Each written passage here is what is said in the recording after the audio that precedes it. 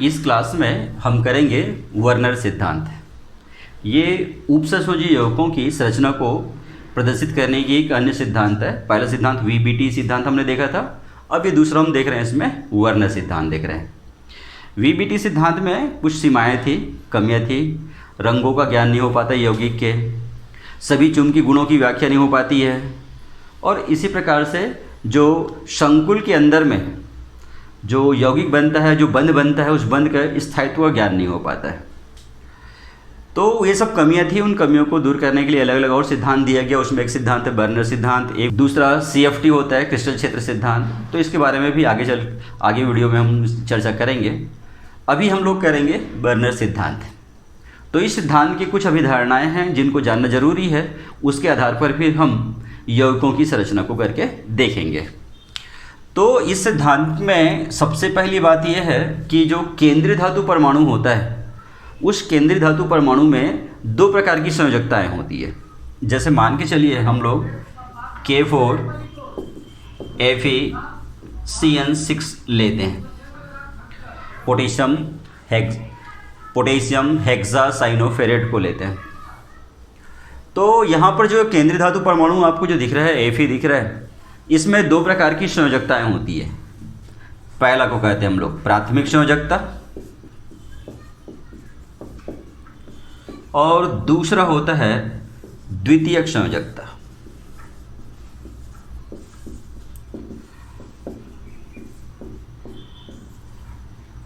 Primary valency और secondary valency. ये जो प्राथमिक संयोजकता होती है, ये प्राथमिक संयोजकता जो है वो आयनित हो सकता है। जो यौगिक है, जब इस यौगिक का जलीय विलयन बनाएंगे तो जलीय विलयन में जो संयोजकता आयनित हो सकता है वो कहलाता है प्राथमिक संयोजकता, और जो आयनित नहीं हो सकता है वो कहलाता है द्वितीयक संयोजकता। तो यहाँ पे प्राथमिक संयोजकता जो है वो आयनित हो सकती है, इसलिए जब हम लोग यौगिक की संरचना दर्शाते हैं तो उसमें प्राथमिक संयोजकता को हम लोग ठोस रेखा द्वारा प्रदर्शित करते हैं, और जो द्वितीयक संयोजकता होता है जो कि आयनित नहीं हो पाती है, इसको हम लोग टूटी हुई रेखा के द्वारा प्रदर्शित करते हैं। अगला बात यह है कि जो केंद्रीय धातु परमाणु जो होता है, उस केंद्रीय धातु परमाणु में अपनी दोनों प्रकार की संयोजकताओं को संतुष्ट करने की प्रवृत्ति होती है।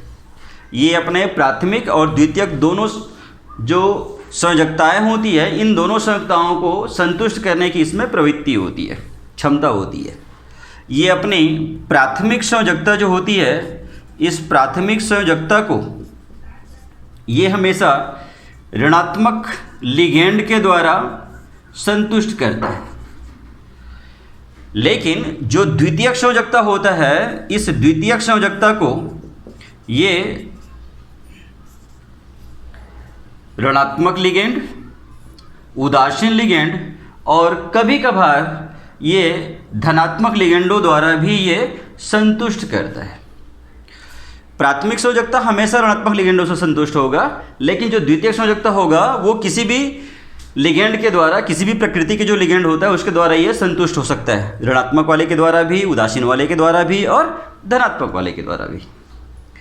अगली बात यह है इसका कि जो केंद्रीय धातु परमाणु जो होता है, इसकी जो द्वितीयक संयोजकता होता है ना, ये बिल्कुल निश्चित रहता है, कभी बदलता नहीं है। प्राथमिक संयोजकता जो है परिवर्तनशील होता है, लेकिन जो द्वितीयक संयोजकता होता है वो अपरिवर्तनशील होता है, बिल्कुल निश्चित होता है, जो कि उसके उपसहसंयोजन संख्या के बराबर होता है। उपसहसंयोजन संख्या के बराबर होता है, कोऑर्डिनेशन नंबर के बराबर होता है। ये कोऑर्डिनेशन नंबर के बारे में मैंने आप लोगों को सबसे पहले दिन, जिस दिन आप लोगों को क्लास चालू किया था, उसी दिन आप लोगों को बताया था मैंने कि मंडल के अंदर, उपसहसंयोजी मंडल के अंदर केंद्रीय धातु परमाणु या आयन जितने लिगेंडों से जुड़ा होता है वो उसकी उपसहसंयोजन संख्या कहलाता है, कोऑर्डिनेशन नंबर कहलाता है। यानी सीधी सी बात है, जो केंद्रीय धातु परमाणु होगा उसका द्वितीयक संयोजकता हमेशा मंडल के अंदर ही होगा, कहीं और ढूंढने की जरूरत नहीं है आप लोगों को, बाहर देखने की जरूरत नहीं है। जो मंडल के अंदर में जो केंद्रीय धातु परमाणु है डायरेक्टली जितने लिगेंडों से जुड़ा होगा वही उसका द्वितीयक संयोजकता होगा, वही उसकी उपसंयोजन संख्या होगी।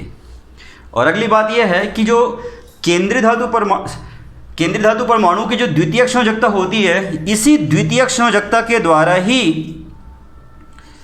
द्वितीयक संयोजकता जो होता है इसके द्वारा ही यौगिक की संरचना जो है वो निश्चित होती है।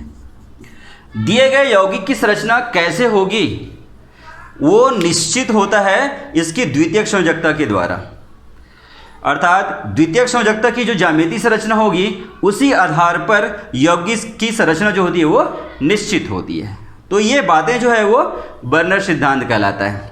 ये जो संरचना निकलेगा वो संरचना जो होगा वो दिशात्मक प्रकृति का होगा। वो तो किस प्रकार से इसमें होगा मैं इसी एग्जाम्पल को लेके बताता हूँ आपको। देखिए, तो यहाँ पर जो K4Fe6 आपको जो दिख रहा है, पोटेशियम हेक्सासाइनोफेरेट जो दिख रहा है आप लोगों को, इसमें जो केंद्रीय धातु Fe है इसका प्राथमिक संयोजकता हुआ K जिसका मान 4 है, और द्वितीयक संयोजकता हुआ इसका, द्वितीयक संयोजकता इसमें है Cn जिसकी संख्या 6 है, अर्थात इसकी कोऑर्डिनेशन नंबर भी 6 होगी। जो कोऑर्डिनेशन नंबर होता है वही उसकी द्वितीयक संयोजकता होता है। तो संरचना बनाते समय बताया था आप लोगों को द्वितीयक संयोजकता ही इसकी संरचना को निश्चित करता है। तो यहाँ पर Fe जो है यहाँ पे 6 Cn के साथ जुड़ा रहेगा। तो इसमें हम लोग, और द्वितीयक संयोजकता को बताया था आपको, टूटी हुई रेखा से दर्शाते हैं, प्राथमिक वाले दो तो मोटी रेखा से दर्शाते हैं, ठोस रेखा से दर्शाते हैं इसको। तो इस हिसाब से यहाँ पे 6 हम लोग टूटी हुई रेखा दर्शा देते हैं। 2, ये 4 और ये 6। तो ये हो गया इसमें Cn Cn Cn Cn Cn, ये हो गया इसका द्वितीयक संयोजकता। अब बच गया इसकी प्राथमिक संयोजकता जो पोटेशियम के रूप में दिख रहा है आप लोगों को, संख्या 4 है। तो इनके बीच में हम लोग 4 रेखाएं खींच देंगे, ठोस रेखा खींचेंगे, जैसे 1 2 3 और ये 4। तो ये हो गया K। इस प्रकार से इसकी ये संरचना हो गई। इसी प्रकार से अन्य उदाहरणों को भी आप कर सकते हैं, जिसमें आपको सबसे पहले देखना होगा कि द्वितीयक संयोजकता कितनी है। द्वितीयक संयोजकताओं का चित्र पहले कर लेंगे, आप टूटी हुई रेखाएं पहले बना देंगे, फिर बीच बीच में उसमें ठोस रेखाएं बना सकते हैं। अब हम लोग देखते हैं उपसंयोजी यौगिकों के स्थायित्व को प्रभावित करने वाले कारक कौन कौन से ऐसे कारक हैं जो एक उपसंयोजी यौगिक होता है उसके स्थायित्व को, उसके स्टेबिलिटी को प्रभावित करती है, इफेक्ट करती है। उसके बारे में हम यहाँ पे चर्चा करेंगे। तो जैसे कि आप सभी लोगों को मालूम है कि भाई जो उपसंयोजी यौगिक होता है ये यौगिक 2 चीज़ों से मिलकर बना हुआ होता है। एक कहलाता है केंद्रीय धातु परमाणु और दूसरा होता है लिगेंड, संलग्नी। तो 2 कारक तो जरूर हो जाएगा इसमें। पहला कारक हो जाएगा केंद्रीय धातु परमाणु की प्रकृति और दूसरा जो है वो लिगेंड की प्रकृति। अब इन दोनों को मिलाने के लिए जो माध्यम होगा, एक जब तक इसको दोनों को माध्यम नहीं मिलेगा तब तक यौगिक का निर्माण नहीं होगा। तो तीसरा कारक हो गया इसमें माध्यम। ये जो माध्यम होगा इस माध्यम में ही केंद्रीय धातु परमाणु और संलग्नी को मिलाएंगे, जिससे उपसंयोजी यौगिक का निर्माण होगा। तो इस प्रकार से हम कह सकते हैं कि उपसंयोजी यौगिक होता है उसके स्थायित्व को प्रभावित करने वाले 3 कारक होते हैं। पहला जो होता है वो केंद्रीय धातु परमाणु की प्रकृति, दूसरा होता है संलग्नी की प्रकृति और तीसरा होता है माध्यम।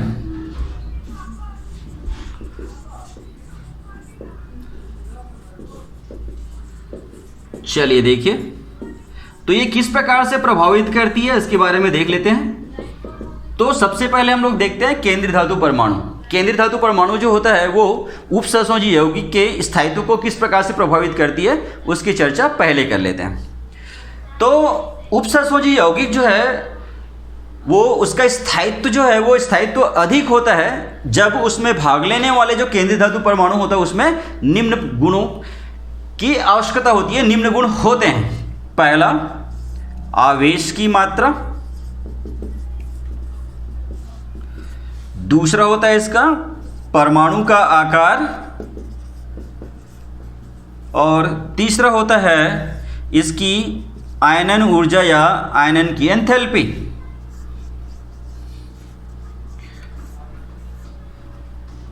केंद्रीय धातु परमाणु जो होता है उसकी ये 3 गुण जो होता है ये उपसंयोजी यौगिक के स्थायित्व को प्रभावित करता है। कैसे करता है? पहला, अगर जो केंद्रीय धातु परमाणु होता है उसमें आवेश की मात्रा अधिक हो तो उसका स्थायित्व बढ़ जाता है। जितना अधिक मात्रा में इसमें आवेश होगा केंद्रीय धातु परमाणु में, उतना ही अधिक जो बनने वाले यौगिक है उसकी स्टेबिलिटी रहेगी। इस प्रकार से हम कह सकते हैं कि स्थायित्व जो होता है वो स्थायित्व जो है परमाणु के पर उपस्थित होने वाले आवेश का अनुक्रमानुपाती होता है। दूसरा होता है परमाणु का आकार। तो केंद्रीय धातु परमाणु जितना छोटे आकार का होता है, उसका आकार जो है परमाणु का आकार जितना छोटा होता है उस हिसाब से उसका जो स्थायित्व होता है वो बढ़ते जाता है। परमाणु का आकार अगर बड़ा रहेगा तो स्थायित्व कम होता है, और अगर परमाणु का आकार छोटा होता है तो उसकी स्टेबिलिटी जो है वो अधिक होती है। इस प्रकार से हम कह सकते हैं कि परमाणु का जो आकार जो है वो इसके स्टेबिलिटी का क्या हुआ, ये व्युत्क्रमानुपाती हुआ। स्थायित्व जो है वो परमाणु के आकार का व्युत्क्रमानुपाती हुआ। और तीसरा होता है इसमें आयनन ऊर्जा या आयनन की एंथैल्पी। तो जिस केंद्रीय धातु परमाणु जो होता है उसका आयनन ऊर्जा जितना अधिक होता है उससे बनने वाले उपसंयोजी यौगिक होता है उसका स्थायित्व उतना ही अधिक होता है। इस प्रकार से हम कह सकते हैं कि स्थायित्व जो होता है वो समानुपाती होगा आयनन ऊर्जा का। तो इस प्रकार से ये केंद्रीय धातु परमाणु या आयन की प्रकृति पर जो उपसंयोजी यौगिक है वो किस प्रकार से स्थायित्व जो है उसका प्रभावित होता है, ये मैंने आपको बताया। दूसरा है इसमें संलग्नी की प्रकृति। संलग्नी जो है किस प्रकार से उपसंयोजी यौगिकों के स्थायित्व को प्रभावित करती है, इसको देखिए। तो जिस प्रकार से केंद्रीय धातु में होता है उसी प्रकार से इसमें 3 गुण तो इसमें भी है। आयनन ऊर्जा जो है इसमें नहीं रहेगा, इसकी जगह में यहाँ पर आएगी क्षारकता। और चौथा इसकी प्रॉपर्टीज है इसमें किलेट प्रभाव। तो चलिए देखें, उपसंयोजी यौगिक जो है उसका स्थायित्व अधिक होता है जबकि लिगेंडों में निम्नलिखित गुण होने चाहिए। जिस प्रकार से केंद्रीय धातु परमाणु में हुआ था, शुरू के 2 गुण वैसे ही है, यानी जो लिगेंड होता है संलग्नी होता है इसके भी परमाणु का आकार जो है वो छोटा होना चाहिए और जो इसमें आवेश की मात्रा अधिक होनी चाहिए। लिगेंड में जितना अधिक आवेशित होगा वो उतना ही अधिक जो होगा उससे बनने वाले यौगिक की स्टेबिलिटी रहेगी। उसी प्रकार से जो लिगेंड है उसका आकार जितना छोटा रहेगा उससे बनने वाले यौगिक का स्थायित्व जो है वो उतना ही अधिक होगा। तो इस प्रकार से हम कह सकते हैं स्थायित्व जो है वो आवेश का समानुपाती हुआ, अनुक्रमानुपाती हुआ, और जो स्थायित्व जो होता है वो लिगेंड के आकार का व्युत्क्रमानुपाती हुआ। जो तीसरा गुण है इसकी क्षारकता। चूंकि आपको सबको पता है कि लिगेंड जो है तो वो एकाकी इलेक्ट्रॉन युग्म देता है, और लुईस का थ्योरी में आप जानते हैं कि जो इलेक्ट्रॉन युग्म दाता स्पीसीज जो होता है वो लुईस क्षार कहलाता है। तो इस प्रकार से जो लिगेंड होती है उसकी क्षारकता जितनी अधिक होती है, क्षारकता जितनी अधिक होती है उससे बनने वाले जो यौगिक होते हैं उसका स्थायित्व तो उतना ही अधिक होता है। अर्थात अगर एक दंतुर लिगेंड रहेगा तो उससे बनने वाला यौगिक जो है वो कम स्थायी होगा, द्विदंतुर होगा, बहुदंतुर लिगेंड होगा तो उससे बनने वाला जो लिगेंड जो उपसंयोजी यौगिक होगा उसका स्थायित्व तो उतनी ही अधिक होएगी। और इसी प्रकार से है इसमें किलेट प्रभाव। तो अगर लिगेंड जो है वो किलेटिकारी हो, अभी मैं अगले वीडियो में आपको बताऊंगा किलेट क्या होता है इसके बारे में। तो लिगेंड अगर किलेटिकारी होता है तो वो किलेटिकारी लिगेंड के द्वारा जो उपसंयोजी यौगिक बनता है उसका जो स्थायित्व जो होता है वो सामान्य लिगेंड के द्वारा बनने वाले यौगिक के स्थायित्व से 10 गुना अधिक होता है।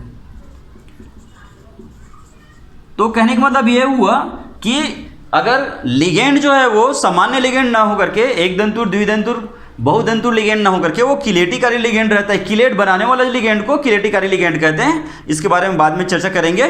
तो ये किलेटिकारी अगर लिगेंड रहता है तो उससे बनने वाला जो यौगिक होता है, उस यौगिक का जो स्थायित्व होता है वो सामान्य यौगिक के स्थायित्व की अपेक्षा 10 गुना अधिक होता है।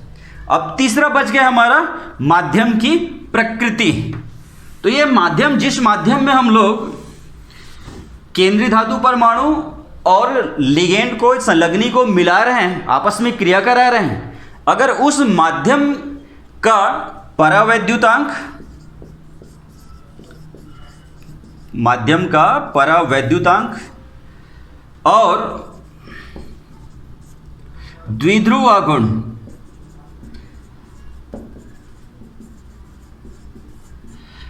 जितना कम होता है, उससे उस माध्यम में बनने वाले उपसंयोजी यौगिक जो होता है उसका स्थायित्व, स्टेबिलिटी उतनी ही अधिक होती है। अर्थात हमें ऐसे माध्यम में उपसंयोजी यौगिक बनाना चाहिए जिसका परावैद्युतांक और द्विध्रुव आघूर्ण जो होता है, डायपोल मोमेंटम होता है, वो बिल्कुल कम होना चाहिए। तो इस प्रकार से हमने देखा कि एक जो उपसंयोजी यौगिक होता है उसकी स्टेबिलिटी जो है किन किन कारकों पर निर्भर करती है और कैसे निर्भर करती है। धन्यवाद।